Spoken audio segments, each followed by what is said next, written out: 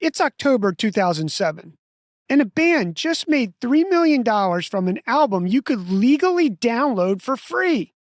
You could go to their website, put a 0 in the price field, click download, and walk away with the full album. No catch, no paywall, and they still made $3 million. That band was Radiohead, the album In Rainbows. And what they pulled off wasn't luck. It was a masterclass in pricing psychology. Today, we're breaking down how they did it, what the marketing science says about why it worked, and how you can use the same principle for your product or service. Let's go back to 2007. Radiohead had just fulfilled their contract with EMI. Now they had no label, no distributor, no rules they had to follow.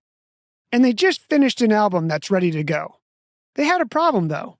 The music industry is on fire. Piracy is rampant. If they sign with a new label, they pocket roughly 15 cents on every dollar. If they go through iTunes, even less, about 10 cents. And the reality of it is, the album is going to get pirated regardless of what they do. So they faced a genuine strategic question. In the world where your product can be taken for free, how do you price it? Most brands fight that reality. Radiohead decided to lean into it.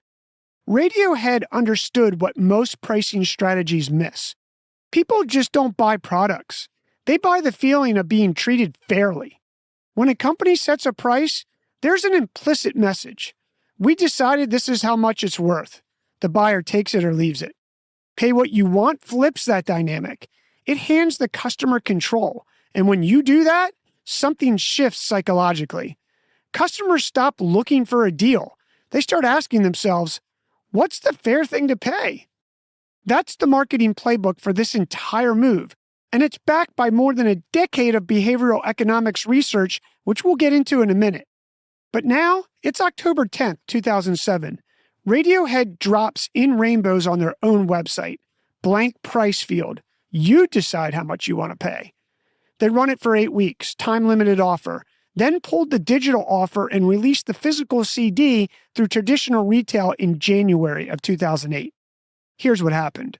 According to ComScore, 1.2 million people visited the site in the first 29 days. About 38% of downloaders paid something. The other 62% paid zero. Among those who paid, the worldwide average was $6. Americans were more generous, paying $8.05 on average, and the blended average across everyone came out to $2.26 per download. Now, before you say, man, that's pretty low, let's break down the math.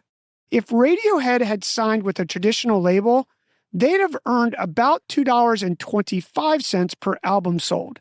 iTunes, closer to $1.40. Their pay what you want experiment, including every single person who paid nothing, matched or beat what a label deal would have returned, with zero middlemen and a media frenzy that money can't buy. The physical CD then debuted at number 1 in the US and the UK. Their publisher confirmed Radiohead made more money before the physical release than they made on their entire previous albums combined. The strategy was the marketing campaign. Here's why this works. At first, it looks like generosity, but it's not. People care deeply about how they see themselves. In 2009, the Journal of Marketing published a paper on Pay What You Want pricing titled, Pay What You Want, a new participative pricing mechanism. Across 3 field studies, the researchers found that when customers have full control over price, they consistently pay more than zero. They don't exploit the system. They behave like they want the exchange to feel fair. The mechanism is fairness bias and self-image. Most people don't want to feel like they took advantage of someone. When the price is zero, there's an internal discomfort, even when no one's watching. Paying something is how humans reconcile that feeling. They pay not just for the product.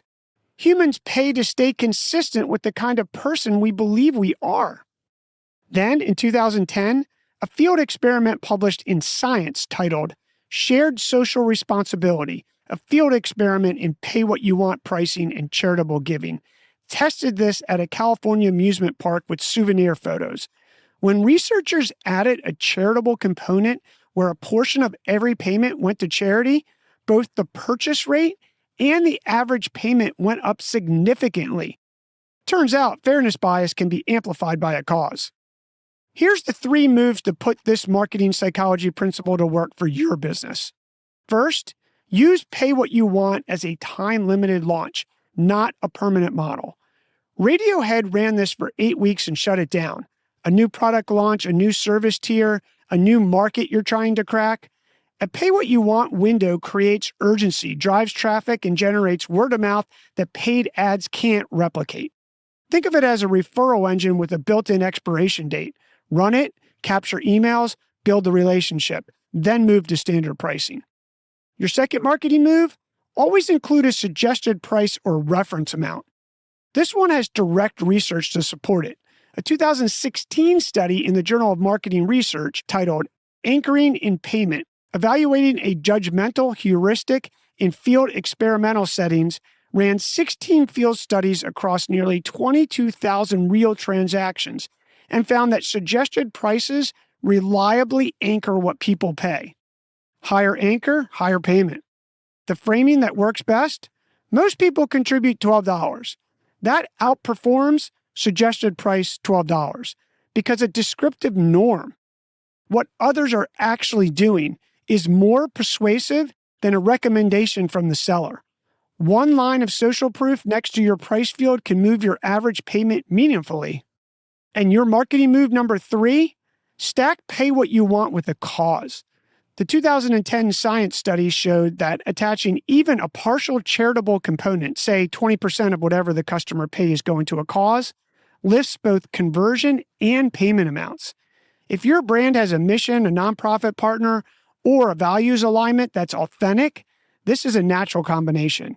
It gives buyers a reason to pay more than they would otherwise, and it gives them something to tell their friends about. The core principle underneath all 3 of these: pricing is a psychological signal, not just a financial one. The moment you give a customer a choice, you activate their identity, designed for that.